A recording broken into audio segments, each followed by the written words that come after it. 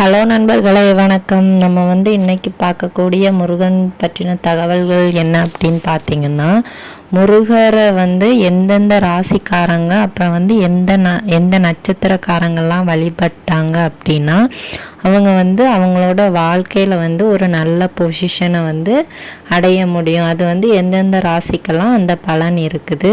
அப்புறம் அவங்க வாழ்க்கையில் இருக்கக்கூடிய கஷ்ட நஷ்டங்கள் எல்லாம் எப்பப்பெல்லாம் தீரும், அதுக்கு நம்ம எந்த நாள் உகந்தது அதெல்லாம் நம்ம இந்த வீடியோவில் பார்க்க போகிறோம். ஸோ ஃபஸ்ட்டு முருகனுக்குனாலே செவ்வாய்க்கிழமை ரொம்பவும் விசேஷம். ஸோ நம்ம செவ்வாய்க்கிழமையை தான் தேர்ந்தெடுக்க போகிறோம். ஸோ இந்த செவ்வாய்க்கிழமையில் நீங்கள் முருகருக்கு விரதம் இருக்கணும். விரதம் இருக்காட்டியும் பரவாயில்ல, ஒரு விளக்கு வச்சாலே போதும். அவருக்கு பிடிச்ச ராசிக்காரங்களுக்கு நம்ம இந்த பதிவை சொல்ல போகிறோம். ஸோ அது எந்தெந்த ராசிக்காரங்க அவங்க லைஃப்பில் அவங்க பெரிய உச்சத்தை தொடுவாங்க. அவங்க லைஃப் நல்லா இருக்கும். தற்சமயம் கஷ்டமாக இருந்தாலும் அதெல்லாம் மாறும். அது எந்த ராசி அப்படின்னு பார்த்தீங்கன்னா, செவ்வாய்க்கு அதிபதியான முருகன். அந்த செவ்வாயோட ராசி என்ன அப்படின்னு பார்த்தீங்கன்னா, மேஷமும் விருச்சிக ராசியும் தான். ஸோ இந்த ராசி யாருக்கெல்லாம் இருக்கோ அவங்களோட இஷ்ட தெய்வமாக முருகர் தான் இருப்பார். ஏன்னா இந்த ரெண்டு ராசிக்குமே செவ்வாய் தான் வரும். ஸோ அந்த செவ்வாய்க்கு அதிபதி யாருன்னா முருகன்.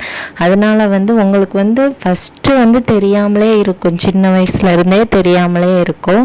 ஆனால் நாட்கள் போக போக உங்களால் கண்டே பிடிக்க முடியலை அப்படின்னா அது ஒரு பிரச்சனையும் இல்லை. முருகராகவே கொஞ்சம் கஷ்டத்தையும் தந்து அவராகவே அவரோட கோவிலுக்கும் வர வச்சு அவராகவே அவரை நம்பவும் வைப்பார். ஸோ இதை எல்லாமே முருகரே நடத்திடுவார். நம்ம போய் கண்டுபிடிக்கணும், எனக்கு எது இஷ்ட தெய்வம், முருகருக்கு என்னைய பிடிக்குமா, அவர் என்னைய பக்தராக ஏற்றுக்கிட்டாரா, இதெல்லாம் நம்ம செய்ய வேண்டிய அவசியமே கிடையாது. முருகரே இந்த விஷயத்தெல்லாம் பார்த்துக்குவார். உங்களுக்கு கொஞ்சம் தாங்க முடியாத கஷ்டம், ஆனால் அவருக்கு தெரியும் நம்ம பக்தரால் இதை தாங்க முடியும். அந்த மாதிரி ஒரு கஷ்டத்தை நம்மளுக்கு தருவார். நம்மளுக்கு என்ன சொல்கிறது, திக்கற்றவனுக்கு தெய்வமே துணைன்னு சொல்லுவாங்க. அந்த நிலைமைக்கு நம்மளை கொண்டு வருவார். நம்ம கூட இருக்கிற எல்லாருமே துரோகம் பண்ணி நம்மளுக்கு யாருமே இல்லை, நான் கடைசியாக கடவுளை கையெடுக்க போகிறேன் அப்படின்னு சொல்லிட்டு ஒரு நிலைமைக்கு நம்மளை கொண்டு விடுவார்.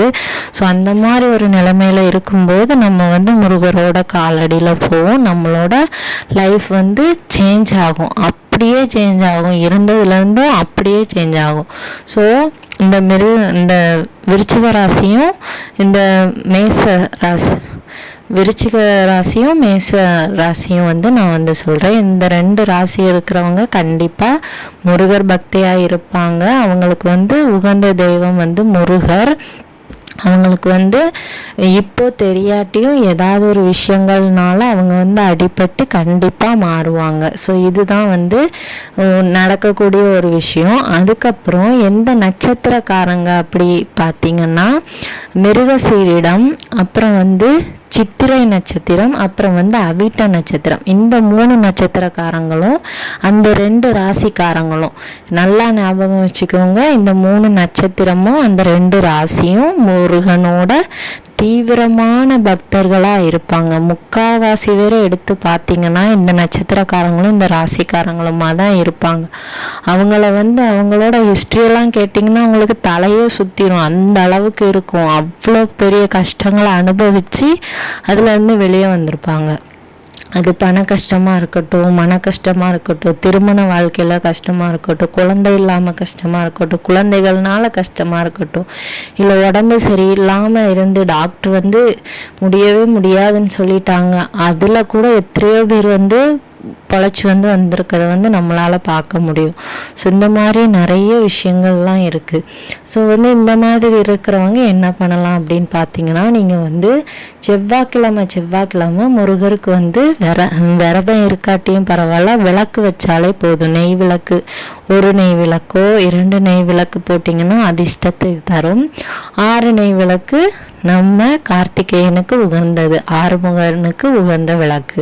ஸோ உங்களால் எந்த விளக்கு போட முடியுமோ அந்த விளக்கு நெய் விளக்காக போடுங்க, நல்ல பலனை தரும். அப்புறமா பார்த்தீங்கன்னா அந்த விளக்கு போடுறது வந்து எந்த டைமில் போடணும் அப்படின்னு பார்த்தீங்கன்னா, செவ்வாய் ஓரை நேரம், மாலை நேரத்தில் பார்த்தீங்கன்னா 8 to 9, காலை நேரம் வந்து 6 to 7. இந்த டைமில் வந்து உங்களால் எப்போ வந்து உங்களுக்கு வந்து வாய்ப்புகள் அதிகமாக இருக்கோ, காலையில் முடிஞ்சால் காலையிலே குளிச்சுட்டு விளக்கு வச்சுருங்க. அதுக்கப்புறமா உங்கள் ஒர்க்கெல்லாம் பார்க்கலாம். இல்லை காலையில் என்னால் முடியலை அப்படின்னா ஈவினிங் அந்த நைட் டைமில் இருக்கிற அந்த ஹோரை நேரத்தில் வந்து நீங்கள் வந்து விளக்கு வைக்கலாம். ஒன்றும் பிரச்சனை கிடையாது.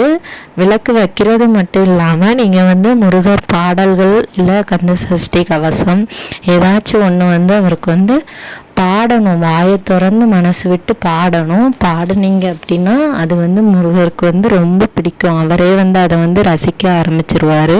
நான் எல்லா வீடியோலையுமே சொல்கிறது அதுதான். நீங்கள் வந்து சும்மா உங்களுக்கு வந்து ஒரு கொஞ்ச நாள் படம் வந்து கந்த சஷ்டி ஃபஸ்ட்டு உங்களுக்கு வந்து பார்த்து படிங்க.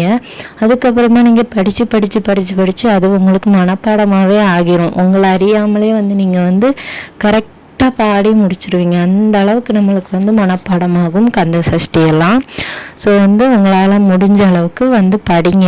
அப்படி படிக்க முடியலை, எனக்கு கந்த சஷ்டி படிக்கிற அளவுக்குலாம் எனக்கு டைம் இல்லை அப்படின்னா ஓம் முருகா போற்றி, ஓம் சரவணபா போற்றி இதை மட்டுமாவது 6 தடவை சொல்லுங்கள். ஒரு செவ்வாய்க்கிழமை பண்ணினேன், என்னால் வந்து எனக்கு வந்து எந்த அதிர்ஷ்டமும் கிடைக்கல, எனக்கு வந்து வாழ்க்கையில் வளர்ச்சியே இல்லை, நான் வந்து பெரிய ஆளாக ஆகலை அப்படியெல்லாம் கேட்டால் ஒன்றுமே பண்ண முடியாது. எல்லா செவ்வாய்க்கிழமையும் உங்களுக்கு வந்து ஆண்களாக இருந்தீங்கன்னா எல்லா செவ்வாய்க்கிழமையுமே உங்களுக்கு வந்து வழிபடுறதுக்கு வாய்ப்புகள் தான். பெண்கள் தான் வந்து மாதவிடாய் எல்லாம் பார்க்க வேண்டியது இருக்கும்.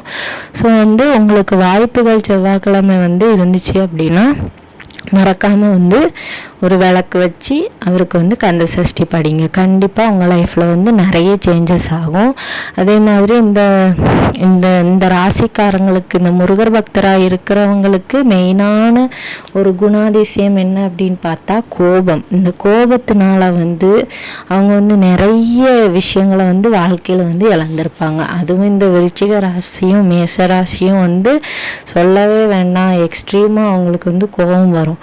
உங்களுக்கு வந்து இப்போ வந்து தெரிஞ்சிருக்கும் உங்களுக்கு வந்து என்ன ராசி, என்ன நட்சத்திரம், யார் வந்து உங்கள் ராசியோட அதிபதின்லாம் உங்களுக்கு வந்து தெரிஞ்சிருக்கும். ஸோ வந்து அப்போ நீங்கள் என்ன பண்ணணும் அப்படின்னா உங்களோட கோபத்தை வந்து நீங்கள் வந்து கண்ட்ரோல் பண்ணுங்கள். கோபம் அதிகமாக வருதா, ஒரு 2 செகண்ட் கண்ணை மூடி யோசிங்க, இது வந்து நம்மளுக்கு தேவையா தேவையில்லையா, இந்த கோபத்தினால நம்ம வந்து எதெல்லாம் வந்து இழக்க போகிறோம் அப்படின்னு. நம்ம கோபத்தினால வந்து நிறைய வளர்ந்துருப்போம். ஸோ வந்து அதனால தான் சொல்கிறேன், கோபப்படாதீங்க. இந்த ராசியில் இருக்கிறவங்க கோபத்தை கட்டுப்படுத்துங்க, உங்கள் லைஃபே வந்து சேஞ்ச் ஆகும். ஸோ வந்து இந்த கோபம் வந்து உங்களுக்கு வந்து வேண்டாம். கோபத்தை தவிர்த்தீங்க அப்படின்னா உங்களோட லைஃப் வந்து கண்டிப்பாக மாறும். அதே மாதிரி வந்து உங்களுக்கு வந்து இந்த கடவுள் உங்களோட இஷ்ட கடவுள், உங்கள் ராசிக்கு அதிபதி. ஸோ வந்து தெரிஞ்சுக்கிட்டீங்க அப்படின்னா அவருக்கு வந்து உங்களால் முடிஞ்ச அளவுக்கு பூஜைகள் செய்யுங்க, கந்த சஷ்டி படிங்க. ஃபஸ்ட்டு வந்து நான் சொல்கிறேன் நீ சொல்கிறேன்லாம் கிடையாது, நம்மளாவே வந்து மாற ஆரம்பிச்சிரும். ஒரு சில பேர்லாம் பார்த்தீங்கன்னா செவ்வாய்க்கிழமெல்லாம் நான்வெஜ்ஜே எடுக்க மாட்டாங்க. ஒரு சில பேர் வந்து சுத்தமாக மொத்தமாகவே நான்வெஜ் எடுக்கிறதெல்லாம் விட்டுருவாங்க. ஏன்னா முருகருக்கு வந்து நான்வெஜ் வந்து பிடிக்காது. ஸோ அதனால் வந்து நான் முருகர் பக்தி ஆகிறேன், என்னால் வந்து நான்வெஜ் எடுக்க முடியலை அப்படியே மாறுவாங்க. ஸோ வந்து அது நான் சொல்லி மாறுறேன், இல்லை எனக்கு இன்னொருத்தவங்க சொன்னாங்க அதனால நான் மாறுறேன் அப்படின்னா நம்மளால் மாற முடியாது. நம்மளாவே வந்து நினச்சி நம்ம வந்து மாறிடுவோம். ஸோ இந்த மாதிரி வந்து நடக்கும். ஸோ இப்படியெல்லாம் வந்து நம்மளோட லைஃப்பில் வந்து நிறைய சேஞ்சஸ். அவர் வந்து நம்மளை தேர்ந்தெடுக்கிறாருன்னா அவரே வந்து நம்ம மனசில் புகுந்து நம்மளை வந்து மாற்றுவார். ஸோ இந்த மாதிரி நிறைய அதிசயங்கள்லாம் நடக்கும். ஸோ வந்து இந்த மாதிரி நிறைய மிராக்கிள்ஸை வந்து உங்கள் லைஃப்பில் வந்து நீங்கள் பார்ப்பீங்க. உங்கள் லைஃப் வந்து மாறும். உங்களோட நீங்கள் வந்து பெரிய ஒரு நல்ல லைஃப்பில் வந்து போய் இருப்பீங்க. நிறைய பேர் கஷ்டமும் படுவீங்க. ஸோ வந்து எல்லாமே நிரந்தரம் கிடையாது, எல்லாத்துலேயுமே இருந்து மாறுவீங்க. நீங்கள் வந்து அந்த தெய்வத்தை வந்து நம்பி கும்பிடுங்க, உங்களோட லைஃப் வந்து மாறும். இந்த வீடியோ உங்களுக்கு வந்து யூஸ்ஃபுல்லாக இருக்கும். யாரெல்லாம் இந்த மாதிரி ராசியில் இருந்து கஷ்டப்படுறீங்களோ அவங்க வந்து இந்த மாதிரி விளக்கு போட்டு ட்ரை பண்ணி பாருங்கள். அதே மாதிரி உங்களால் முடிஞ்சிச்சுன்னா பக்கத்தில் இருக்க கோவிலுக்கு போயிட்டு வாங்க, முருகர் கோவிலுக்கு. ஒரு முறை அவரை பார்த்தாலே உங்களுக்கு வந்து எனக்கு வந்து இது வேணும் அது வேணும் எது வேணும்னுமே கேட்க தோணாது. கண்ணிலேருந்து கண்ணீர் தான் வரும். ஸோ அந்த மாதிரி கூட நம்மளுக்கு வந்து நடக்கும்.